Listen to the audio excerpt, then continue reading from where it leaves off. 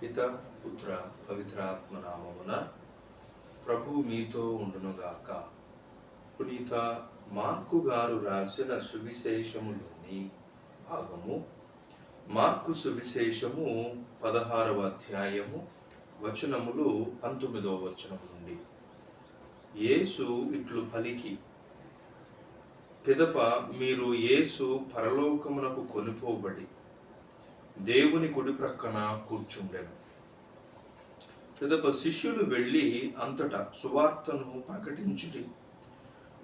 ప్రభువు వారికి తోడ్పడుచు అద్భుత విషయముల ద్వారా వారి బోధన యథార్థమని ఆయన నిరూపించుచుండెను.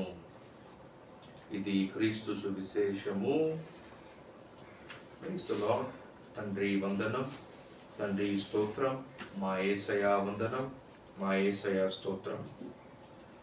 క్రీస్తునందు దేవుని బిడ్డలారా, ప్రియ విశ్వాసులారా, పస్కా పండుగ తరువాత 40 రోజులకు మీరు నేను ప్రభు మోక్షారోహణ మహోత్సవాన్ని, ఈ ఘట్టాన్ని జ్ఞాపకం చేసుకుంటూ ఉన్నాం.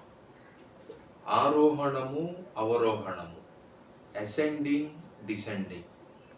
తండ్రి యొద్ద నుండి భూలోకానికి దిగి వచ్చిన క్రీస్తు మరలా తిరిగి తండ్రి యొద్దకు వెళుతూ ఉన్నారు. ఈ వెళ్ళేటువంటి ఈ క్రమంలో ఆయన ఇచ్చినటువంటి ఆదేశం 2. ఆయన ఏ విధంగా కొనిపోబడ్డారు, ఆయన యొక్క సాయం ఎలా అందుతూ ఉంది, మరియు ఆయన ఎందుకని 40 రోజుల పాటు ముఖ్యంగా శిష్యులకు, అపోస్తులకు దర్శనమిచ్చారు. 40 రోజులు ఎందుకని ఆయన ఎదురు చూడాల్సిన అవసరం ఉంది, ముందుగానే ఉత్థానమైన వెంటనే తండ్రి యొద్దకు తిరిగి ఎందుకు వెళ్ళలేకపోయారు. ఇక ఈ మోక్షారోహణం అనేది ఎందుకు జ్ఞాపకం చేసుకోవాలి, ఈ విషయాలనే మీరు నేను ధ్యానం చేసుకుందాం. మొదటిగా, తండ్రి యొద్ద నుండి వచ్చిన క్రీస్తు, తండ్రి రాజ్య విస్తరణ కోసం, తండ్రి చెప్పినటువంటి పనిని చేయు నిమిత్తం కోసం, మనలను అమరులుగా చేయటం కోసం క్రీస్తు మన కోసం వాక్కుగా ఉన్నటువంటి దేవుడు తాను మనవలే మన మధ్య మానవ మర్త్య శరీరాన్ని ధరించి ఆయన జన్మించాడు. జన్మించిన ఈ క్రీస్తు మరలా లోపానికి, బలహీనతకు లోనటువంటి ఈ దేహానికి నేనే బలం, నేనే జీవాహారం అని చెప్పి వివరించారు. ఈ వివరించిన క్రీస్తే సిలువలో మరణించిన 3వ దినమున ఉత్థానమయ్యారు. ఈ ఉత్థానమైనటువంటి ఈ క్రీస్తు మరలా 40 రోజుల పాటు దర్శనమిచ్చారు.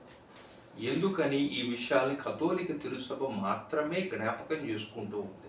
చాలామంది కథోలిక తిరుసభ నిజమైన తిరుసభ కాదు, బైబిల్ గ్రంథంలో ఉన్నటువంటి విషయాలను ఆచరించదు అని అంటున్నారు కదా. ఈ విషయాలను కూడా ఇప్పుడు ఈ సందర్భోచితంగా మన ధ్యానం చేసుకునే వచనాల ద్వారా నేర్చుకుందాం. ఇక అపోస్తలుల కార్యములో 1వ అధ్యాయములో 3వ వచనము, 2-3 వచనాలు చదువుకుందామండి.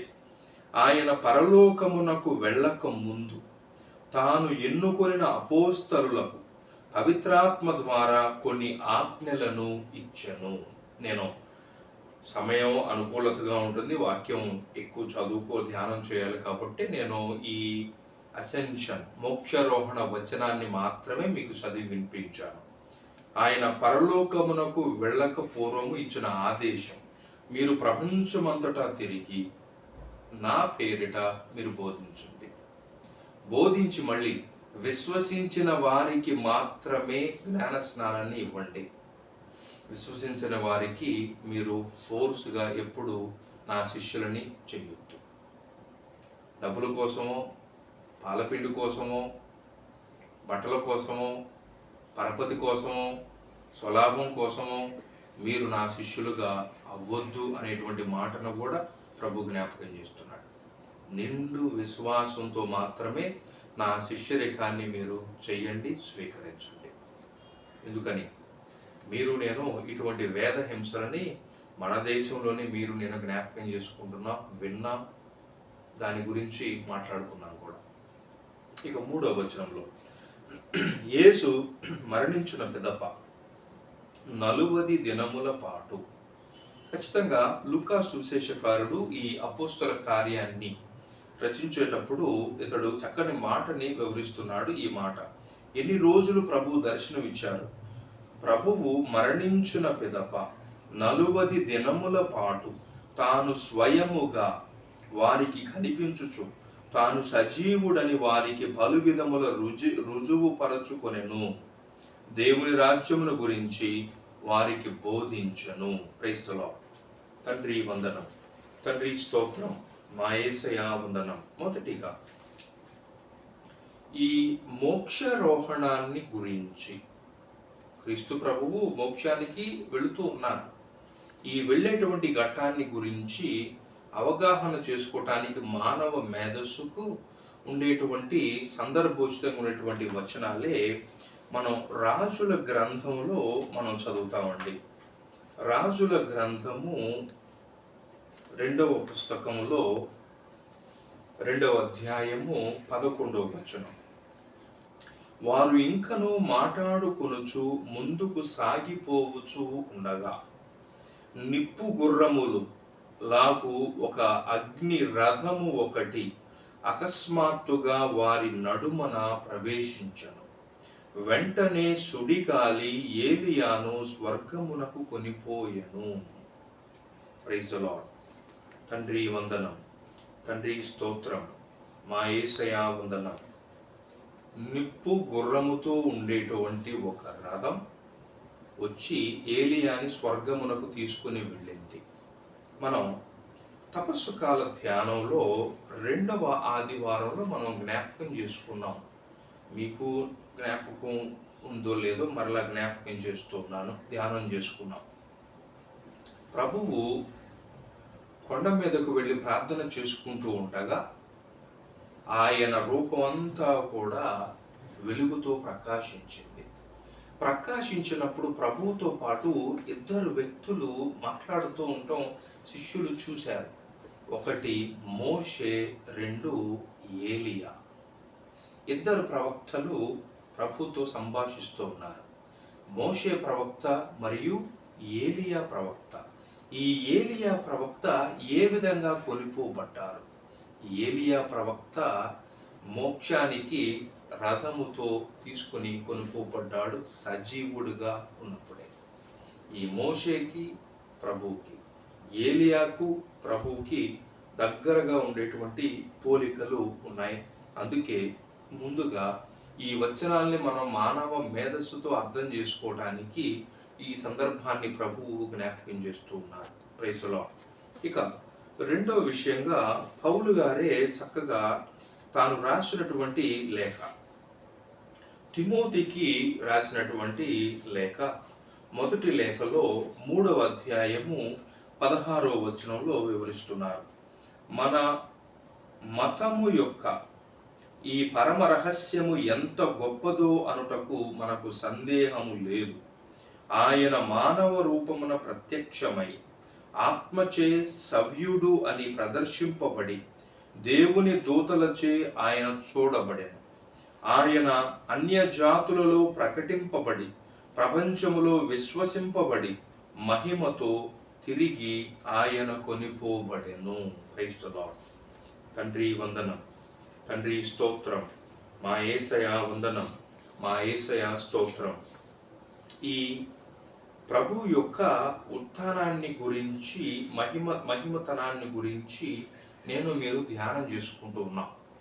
ప్రభువు మోక్షానికి తిరిగి వెళుతున్నాడు. తండ్రి చెంతకు మరలా తండ్రి యొక్క కుడి ప్రాశాన కూర్చొని ఉన్నారని చెప్పి నా విశ్వాసము. ఇదే అపోస్తల వారసత్వంతో వచ్చేటువంటి తిరుసభ విశ్వాసం.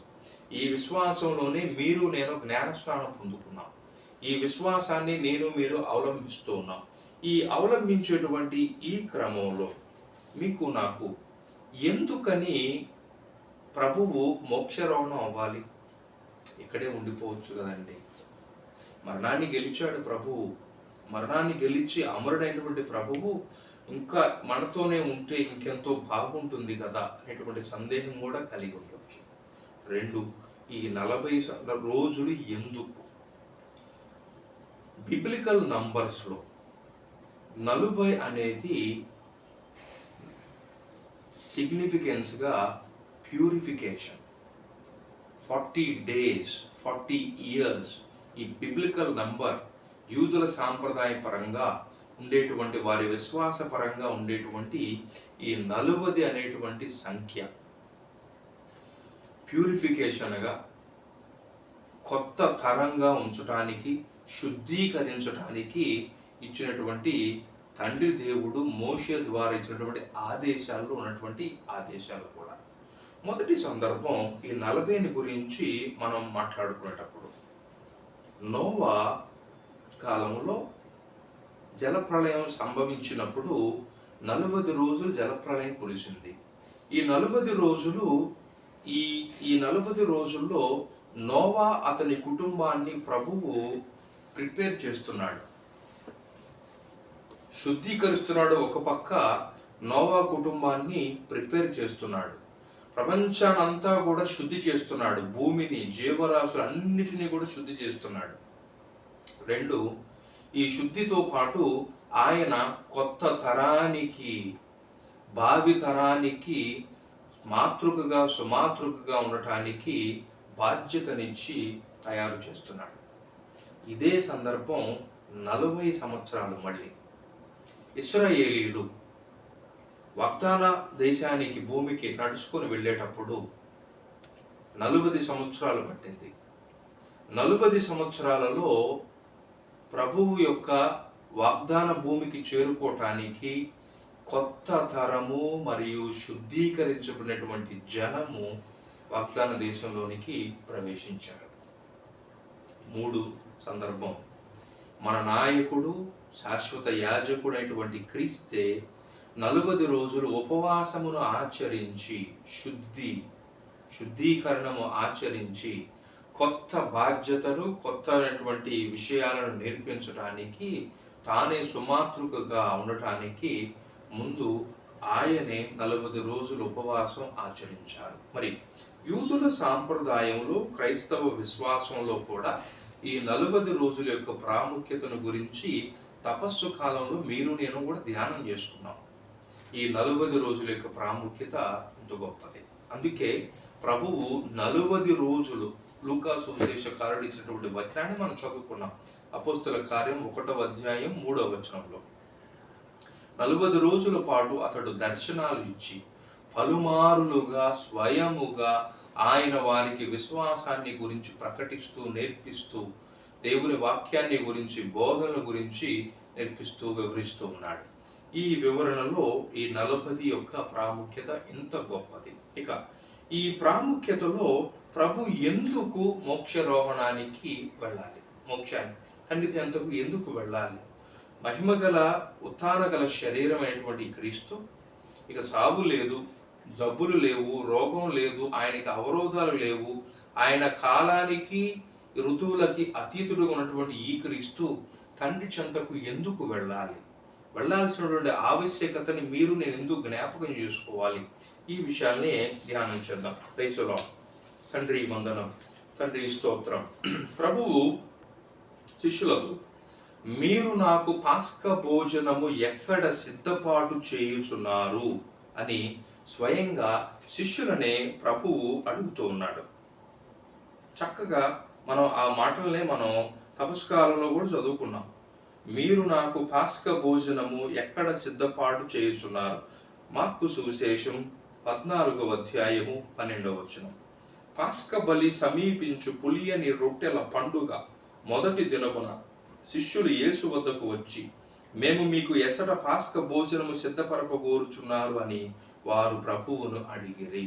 ప్రభువు కూడా అడుగుతూ ఉన్నాడు. పాస్క అంటే చాలా ముఖ్యం, ప్రాముఖ్యత యూదుల సాంప్రదాయంలో. యూదుల సాంప్రదాయంలో ఉండేటువంటి ఈ పాస్కల్ మిస్టరీ, దీనిని ప్రభువు చక్కగా నూతనీకరిస్తూ, దాన్ని అనుసరిస్తూ, నూతనమైనటువంటి ఉద్దేశంతో, నూతనమైనటువంటి విధానంతో మీకు నాకు నేర్పిస్తున్నారు. ఈ విధానంలో మొదటిగా ఆయన శ్రమలు, 2 మరణం, 3 ఉత్థానం. ఉత్థానంతోనే ఆగిపోవటం లేదు, తండ్రి చెంతకు చేరుతున్నాడు. తండ్రి చెంతకు ఎందుకు చేరుకోవాలి ప్రభువు? చేరుకోవలసిన ఆవశ్యకత ఏంటి? మరి ముఖ్యంగా చేరుకున్నాడు ప్రభువు. చేరుకున్నటువంటి విషయాన్ని కథోలిక తిరుసభ మాత్రమే ఎందుకు ఈ మోక్షారోహణాన్ని ఈ ఆదివారం రోజు జ్ఞాపకం చేసుకుంటూ తన బిడ్డలకు మళ్ళీ గుర్తు చేస్తూ ఉంది? ఎందుకు ఈ విషయాలనే మీరు నేను జ్ఞాపకం చేసుకోవాలి ఈ సందర్భంలో. మరీ ముఖ్యంగా ఈ తిరుసభలో ఏ సందర్భం అయినా కానీ దివ్య బలి పూజ, ఈ ఆవశ్యకతని ప్రభువు ఈ సందర్భంలో జ్ఞాపకం చేస్తున్నారు. దాన్ని ఇప్పుడు గుర్తు చేసుకుందామండి. ఈ విషయాలనే మనం హెబ్రీలకు రాయబడినటువంటి లేఖలో గ్రంథకర్త మనకి చక్కని విషయాలను మనకు నేర్పిస్తూ ఉన్నారు. ఆ విషయాలు ఉన్నటువంటి వచనాలను ధ్యానం చేసుకుందాం. ప్రభువు శ్రమలు పొందారు, మరణించారు, ఉత్థానమయ్యారు. ఉత్థానమైన క్రీస్తు 40 రోజులు ఆయనే స్వయంగా దర్శనాలు ఇచ్చారు. ఈ దర్శనాలు ఇచ్చేటువంటి క్రమంలో మూసిన తలుపులు మూసినట్లు ఉండగానే, ఆయన సమాధి మూసి ఉండగానే, సమాధి మీద వేసేటువంటి ఆ ముద్ర, కావలి ముద్ర వేసి ఉండగానే, బండరాయి ఉండగానే ఆయన దొర్లించబడి ఉత్థానమయ్యారు. మూసిన తలుపులు మూసినట్లు ఉండగానే వారి మధ్య నిలుచుంటూ ఉన్నారు.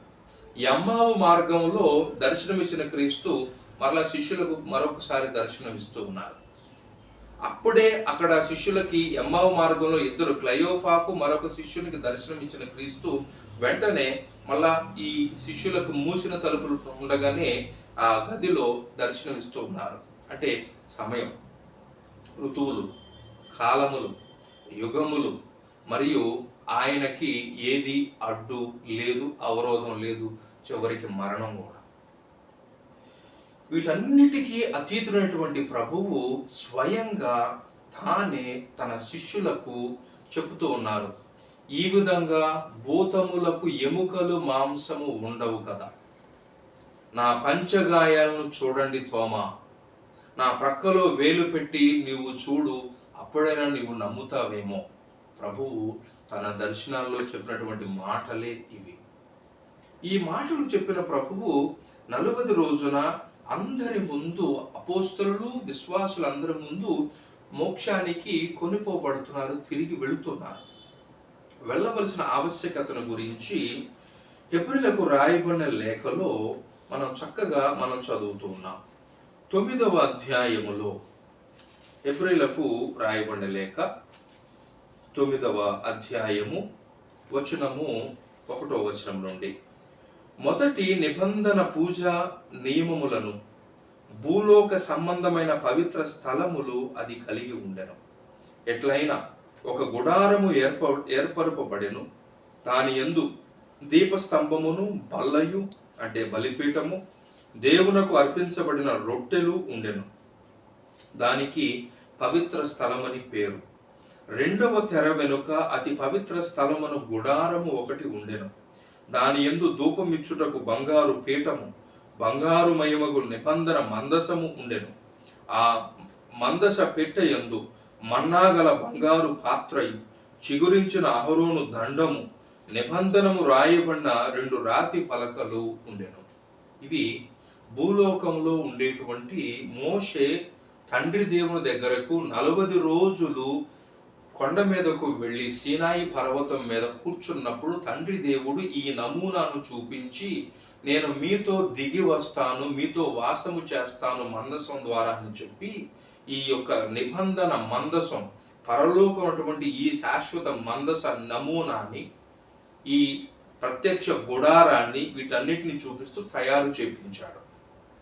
ఇవి మనం నిర్గమకాండంలో చదువుతాం, లేవియా కాండంలో కూడా మనం చదువుతాం ఈ మాటలని. ఈ తయారు చేపించేటువంటి ఈ నమూనా 3 భాగాలుగా ఉంటుంది. ఒకటి ఔటర్ కోర్ట్యార్డ్, సాధారణంగా మీరు నేను ప్రవేశించేటువంటి ప్రజలుగా మీరు నేను దివ్య బలి పూజలో కూర్చునేటువంటి భాగం. 2 బలిపీఠం.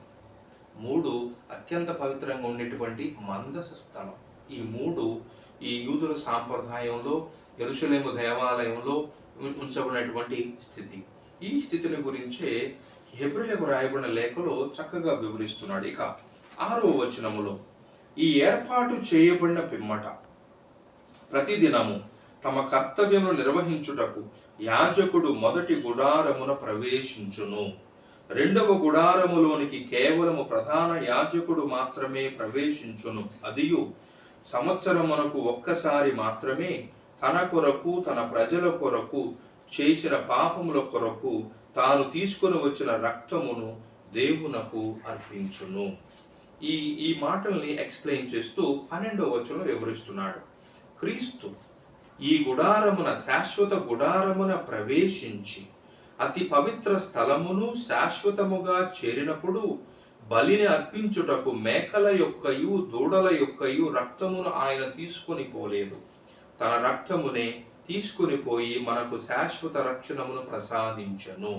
ప్రభువు మోక్షారోహణం అవ్వటానికి గల కారణం వివరిస్తున్నాడు ఈ హెబ్రీయులకు రాయబడిన లేఖలో గ్రంథకర్త. ఏమిటి, ఎందుకు మోక్షారోహణానికి వెళుతున్నాడు ప్రభు? అమరుడు. ఈ అమరుడైనటువంటి ఈ క్రీస్తు, ఈ బలిని అర్పించి ఉత్థానమైనటువంటి ఈ క్రీస్తు శాశ్వతమైనటువంటి గుడారంలోనికి వెళుతూ ఉన్నాడు. అంటే దేవుని సన్నిధిలోనికి వెళ్ళి తనను యాజకుడుగా, హై ప్రీస్ట్, నిత్య యాజకుడుగా, ప్రధాన యాజకుడుగా క్రీస్తు ఈ గుడారమున ప్రవేశించి అతి పవిత్ర స్థలములో, అంటే మందసం ఉండేటువంటి ఈ స్థలములో, ఈ మందసం ఉండేటువంటి ఈ సన్నిధికి తానే వెళుతున్నాడు. ఎవరు వెళ్ళాలి భూలోకంలో? ప్రధాన యాజకుడు. ఈ ప్రధాన యాజకుడు ఏడాదికి ఒక్కసారే వెళ్ళి మందసం మీద ఈ రక్తాన్ని చిలకరించాలి. గొర్రెను వధించినప్పుడు ఈ గొర్రెను వధించినటువంటి ఈ రక్తాన్ని పళ్ళెంలో పట్టి, ఈ పళ్ళెంలో పట్టేటువంటి ఈ రక్తాన్ని బలిపీఠము మీద, మందసం మీద చల్లాలి. బలిపీఠం మీద యాజకుడు చల్లుతున్నాడు, మందస సన్నిధిలో ప్రధాన యాజకుడు చల్లుతూ ఉన్నాడు. ఈ విషయాలనే మనం లేవియా కాండం 16వ అధ్యాయం 19వ వచనం చదువుతాం. లేవియా కాండం 4వ అధ్యాయం 6వ వచనం చదువుతాం. లేవియా కాండం 17వ అధ్యాయం 6వ వచనం మనం చదువుతాం. ఇవి తూర్పు, పడమర, ఉత్తర, దక్షిణంగా శిలువ గుర్తుగా, శిలువ మహిమగా మీరు నేను విమోచిస్తున్నాడు క్రీస్తు అని పూర్వ నిబంధనలోనే ప్రభు జ్ఞాపకం చేస్తూ, గుర్తు చేస్తూ, ఈ రక్తము ప్రోక్షించబడినప్పుడు మీకు నాకు పాప పరిహారం కలుగుతుంది. ఇది మీకు నాకు తండ్రి దేవుడు క్రీస్తు ద్వారా ఇచ్చే భాగ్యం. ఈ భాగ్యాన్ని ప్రభువు ఇహలోకంగా మీతో నాతో చేపిస్తూ ఉన్నాడు. మరి ప్రభువు చేపించేటువంటి ఈ బలి మీకు నాకు శాశ్వత విముక్తి కలిగించడానికి ప్రభువు ఈ శాశ్వతుడైనటువంటి యాజకుడు ఈ క్రీస్తు నిత్య యాజకుడుగా ఆయన మందసం ఆ సన్నిధిలో ప్రవేశిస్తూ ఈ బలిని ఏడాదికి ఒక్కసారి చేసేటువంటి ఈ కార్యాన్ని ఆయన శాశ్వతంగా చేస్తున్నాడు. ఈ శాశ్వతంగా చేసేటువంటి ఈ బలిని మీరు నేను గుర్తు చేసుకుంటున్నాం.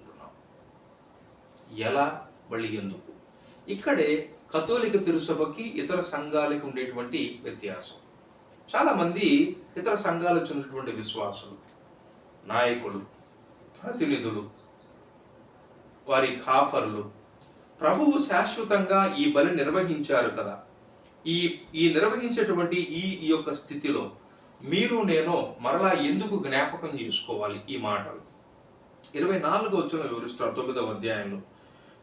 నిజమైనటువంటి పవిత్ర స్థలమును పోలిన మానవ నిర్మితమగు పవిత్ర స్థలమును క్రీస్తు ఆయన ప్రవేశించలేదు. పరలోకమునే ప్రవేశించి మన పక్షమున దేవుని సన్నిధిలో ఆయన నిలిచి ఉన్నాడు. దేవుని సన్నిధిలో మన తరపున ఆయన ఈ బలిని చేస్తూ ఉన్నాడు. మరి ఇక్కడ ఉన్నటువంటి గురువుల పరిస్థితి ఏంటి? ఈ బలుల పరిస్థితి ఏంటి? తండ్రి దేవుడు క్రీస్తు ద్వారా కడరాత్రి భోజనంలో ఇచ్చినటువంటి ఆదేశం, దీనిని మీరు నా జ్ఞాపకార్థం చేయండి. ఫస్ట్ ఈ బలి ఉంటేనే మీకు మనుగడ. యోహాను సువిశేషం 6వ అధ్యాయంలో వివరిస్తున్నాడు, జీవము గల ఆహారమును నేనే, ఈ ఆహారాన్ని భుజిస్తే ఎవ్వడూ కూడా మరణించడు, మరణించినా కానీ నిత్య జీవితంతో ఉంటాడు. ఈ లోకము జీవించటానికి ఇచ్చేటువంటి ఆహారము నా శరీరం. మీరు బ్రతకాలంటే, మీరు బాగుండాలి అంటే, మీరు దీవెనలు కురవాలి అంటే, మీకు పాప విమోచన కలగాలంటే నా రక్తమే. ఇదే విషయాన్ని క్రీస్తు అంతిమంగా ఈ శిష్యులతో కూర్చున్నప్పుడు కడరాత్రి భోజనంలో చెప్పిన మాట, నా జ్ఞాపకార్థం చెయ్యండి. క్రీస్తు శాశ్వతుడుగా అర్పించేటువంటి ఈ బలిని ఈ భూలోకంలో మీరు నేను యాజకుడు అంటే అపర క్రీస్తుగా, క్రీస్తు ప్రతినిధిగా చేసేటువంటి ఈ బలిని మీరు నేను గుర్తు చేసుకుంటూ, ఈ బలి ద్వారా మీకు నాకు పాప విమోచన, ఆరోగ్యం, ఆశీర్వాదం, దీవెన కలగాలని అనునిత్యము మీరు నేను శాశ్వత బలి సాదృశ్యమైనటువంటి ఈ బలిని కొనియాడుతూ ఆయన ఇచ్చేటువంటి ఈ జీవపు ఆహారము ద్వారా మన మధ్య శరీరములు అమరత్వాన్ని పొందుకోవటానికి. ఎందుకని నా శరీరాలు జబ్బులకి, రోగాలకి, ఇరుకులకి, తర్వాత ఇబ్బందులకు, శోధనలకు, పాపమునకు భూయిష్టం. ఇవన్నీ కూడా హద్దులకు పరిమితి ఉన్నటువంటి ఈ మానవ జీవితపు ఈ యొక్క శరీరం. దీనిని మీరు నేను అనుదినము పోషించబడాలి అంటే, జీవించాలి అంటే క్రీస్తు శరీర రక్తములే. అందుకు క్రీస్తు తిరుసభ ద్వారా మనకిచ్చేటువంటి ఆదేశము, తిరుసభకి ఇచ్చిన ఆదేశము, మీరు నా జ్ఞాపకార్థము చేయండి. అది కృతజ్ఞత అయిన, పాప పరిహార బలిగా అయిన, పాప పరిహారమైన, సంతోషంతో దేవుడు చేసిన మేలులకు కృతజ్ఞతగా అయినా, దేవుని మేలులు పొందుకోవటానికైనా, క్షామము నుండి, అంటురోగం నుండి, విపత్తు నుండి కాపాడబడటానికైనా ఆశించు మేలులకు ఏదైనా కానీ నా శరీరము నా రక్తమే. ఈ విషయాలనే తిరుసభ మీకు నాకు బోధిస్తూ ఈ విషయాన్ని నేర్పిస్తుంది. ఇక 10వ అధ్యాయంలో 4వ వచనములో, హెబ్రీయులకు రాయబడిన లేఖ 10వ అధ్యాయం 4వ వచనములో, ఏలయన ఎద్దుల యొక్కయు మేకల యొక్కయు రక్తము ఏనాటికి నీ పాపములను తొలగింపలేదు. ఇదే విషయాన్ని 12వ వచనంలో వివరిస్తున్నారు. అట్లు కాక క్రీస్తు సర్వకాలమునకు సరియగు పాప పరిహారార్థమైన ఒకే ఒక బలిని ఆయన సమర్పించెను. తదుపరి దేవుని కుడి ప్రక్కన కూర్చుండెను. ఈ కూర్చున్నటువంటి ఈ క్రీస్తు మీ కొరకు నా కొరకు దేవుని తరపున, మీ కొరకు నా కొరకు విజ్ఞాపన ప్రార్థన చేయుచున్నాడు. ఏ విధంగా?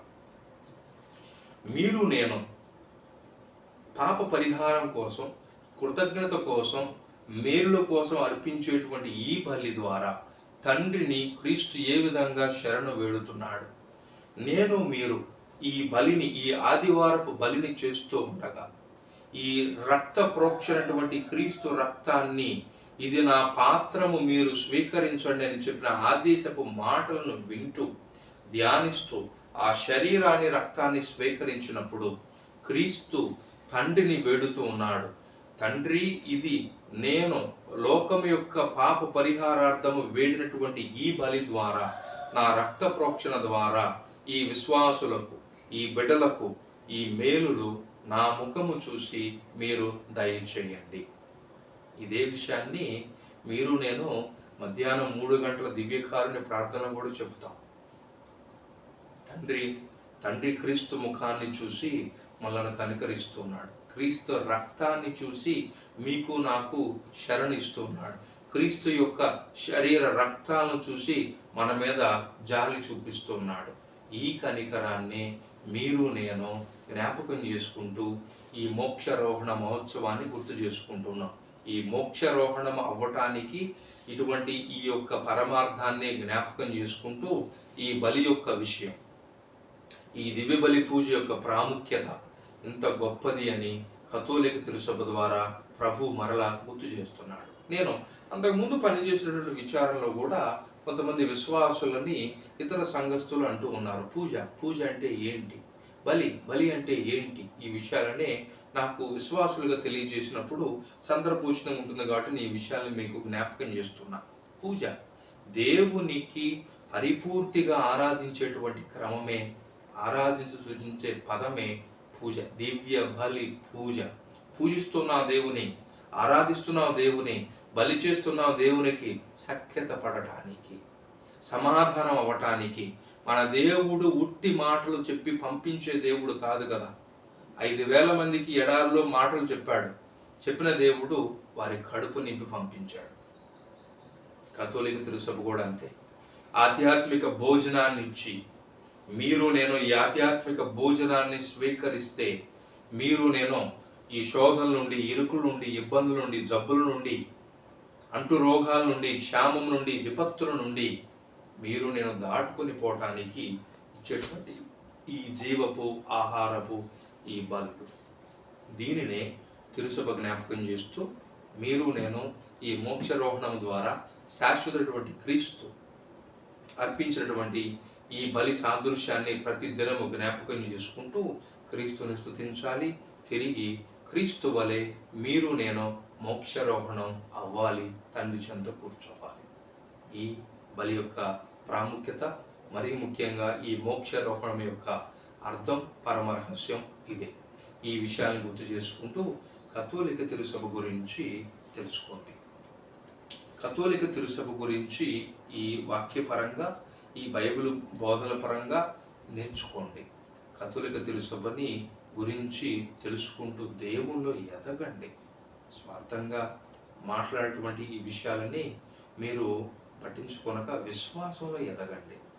ఈ విశ్వాస సత్యాలనే కథోలిక తిరుసభ ఎప్పుడు విశ్వాసాలకు నేర్పిస్తూ ఉంది, దేవుల్లో ఫలించాలని. ఈ ఉత్థాన మహిమగల శరీరంతో క్రీస్తు చేరుకున్నటువంటి ప్రదేశం మీరు నేను చేరుకోవాలని చెప్పి ఈ ప్రయాసతో జీవితపు ప్రయాణాన్ని క్రీస్తు అనేటువంటి నావలో క్రీస్తు నావికుడుగా ఈ విశ్వాస సత్యాన్ని తెలుసుకొని ఎదుగుదాం, ప్రయాణిద్దాం, చేరుకుందాం. తల వచ్చి ప్రార్థన చేసుకుందామండి. పరిశుద్ధులైన మా ప్రభు, మీ నామమునకు వేలాది వందనములు, స్తోత్రములు. క్రీస్తు మోక్షారోహణ మహోత్సవము ద్వారా మీరు మమ్ములను ఈ పరమ రహస్యపు ధ్యానముతో మమ్మల్ని నడిపిస్తున్న దేవా మీకు స్తోత్రములు. ఎన్నో మార్లు ఈ దివ్య బలి ఎందుకు, ఈ దివ్య బలి ఎందుకు పాల్గొనాలి, ఈ దివ్య బలిని మేము ఎందుకు చెయ్యాలి, మేము వాక్యంతో ధ్యానం చేసుకుంటే సరిపోతుంది కదా, ప్రభువు శాశ్వతంగా అర్పించిన బలి మరలా ఎందుకు చేసుకోవాలి, ఈ విషయాలతో, ఈ అనుమానాలతో దివ్య బలి పూజను గురించి, నీవు ఏర్పరిచిన సంఘము కథోలిక తిరుసభను గురించి, ఈ విశ్వాసాన్ని గురించి శంకించాం తండ్రి. నీవు చేసినటువంటి ఈ పనులను మీకు వ్యతిరేకంగా పోయాం ప్రభు. నీకు వ్యతిరేకంగా పోయి ఎవడు నిలువగలడు, ఎవడు ఫలించగలడు, ఎవడు వృద్ధి చెందగలడు అంటున్నావు. మరి ద్రాక్షవల్లి ఎందలి ఉంటేనే అది ఫలింపు అని నేర్పించి బోధించావు కదా తండ్రి. మరి నీ యొక్క ఆదేశమును మేము ఆచరించి ఈ మోక్షారోహణ మహోత్సవము ద్వారా క్రీస్తు నీ కుడి పార్శ్వమున కూర్చొని మా కొరకు మనవి చేస్తూ శాశ్వత బలిని అర్పించేటువంటి విధానాన్ని బోధించాం తండ్రి. ఈ బోధన ద్వారా మేము క్రీస్తును అనుసరించి నిన్ను చేరు భాగ్యము దయచేయమని మా ప్రభు క్రీస్తు ద్వారా అడిగి వేడుతున్నాము తండ్రి. ప్రభువు మీతో ఉండునుగాక. సర్వశక్తి గల సర్వేశ్వరుడు పిత, పుత్ర, పవిత్రాత్మ మేము దీవించి ఆస్వాదించి కాపాడునుగాక. Thank you. God bless you.